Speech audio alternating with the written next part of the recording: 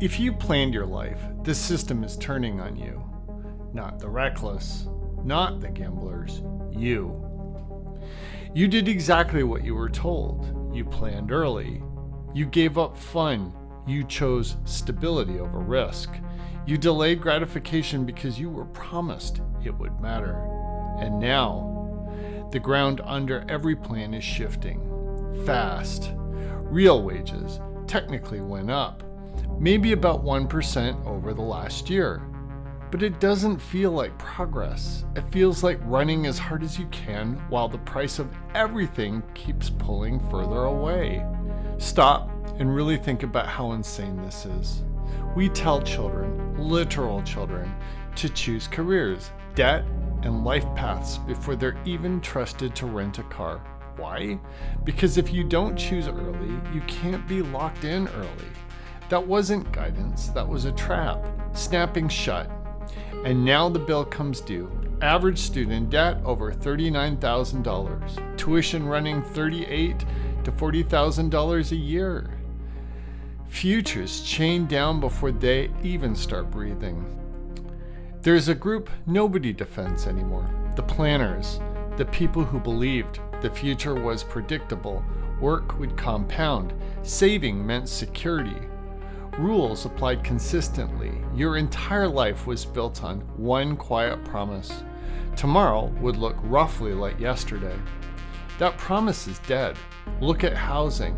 Nearly 75% of U.S. households can't afford a median-priced home in many places. For millions, housing eats nearly half their income. Meanwhile, institutional money, names like BlackRock, always in the conversation, is accused of scooping up properties during massive shortages. Call it whatever you want, the result is the same. Planners are locked out of the thing they saved for. Now look at what's been piled on top of you. Market swings that feel like 2008 never ended. Artificial money flooding markets. COVID lockdowns that shattered routines and trust. Inflation sitting around 2.7%, lower than the peaks, but still quietly draining savings. Housing costs pushing $2,000 a month and up. AI projections showing potential disruption across more than 11% of the workforce. Surveillance accelerating since Snowden blew the whistle back in 2013. And that's before we even get into EVs pushing gas cars out. Bitcoin exploding from 2009 obscurity into everyday conversation. Talk of regulated stablecoins moving money onto blockchains where privacy evaporates. Political parties screaming at each other while drifting the same direction. Assassinations shaking public confidence. Silver ripping towards $76 an ounce after flirting with $80 an ounce. The own nothing language floating around global forums. Private equity swallowing everyday services. ESG pressure reshaping companies from the top down, and oceans of money steering politics no matter who you vote for.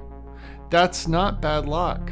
That's waking up every day inside a mess that never stops. And when everything is on fire all the time, planning doesn't fail, it gets crushed.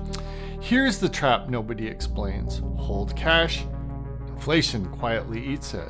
Buy assets, you get taxed even if you barely keep up. Work harder, real wages crawl while 80-hour weeks burn you out. And pensions are gone. Plan retirement, watch 401ks wobble and the finish line move. You lose by standing still. You lose by moving. That's not you failing, that's the ground being tilted against you.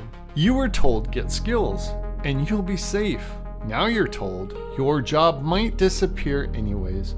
Entire professions are changing so fast, people don't even know what they're training for anymore. Tech, finance, admin, millions potentially shifted around by automation over time. And adapting takes time, money, stability.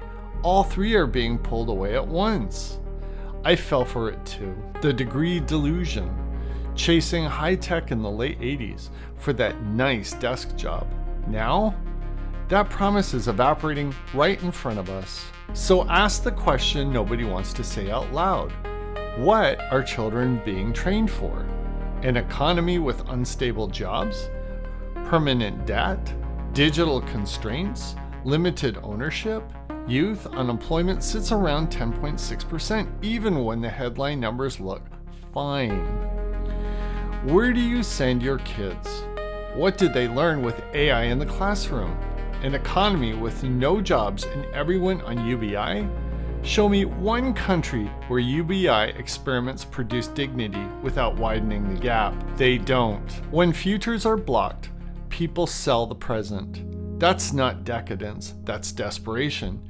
You don't get moral collapse until economic and spiritual paths are sealed shut.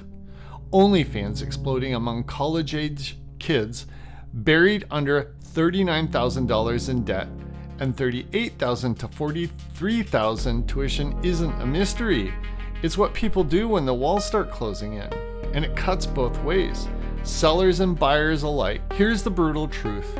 You can't plan outcomes anymore. You plan resilience, flexibility over certainty, skills over credentials, options over optimization, assets rotated, not worship. You buy into weakness, you sell into strength.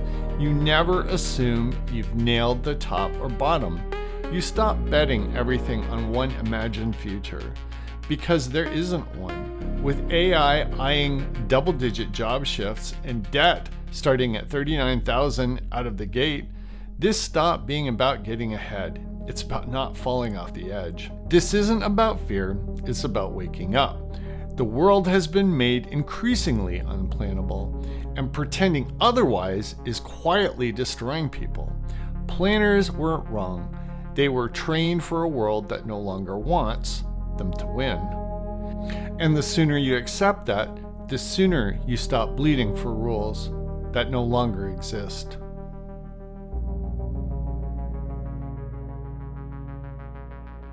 We decided long ago that the dangers of excessive and unwarranted concealment of pertinent facts far outweighed the dangers which are cited to justify it.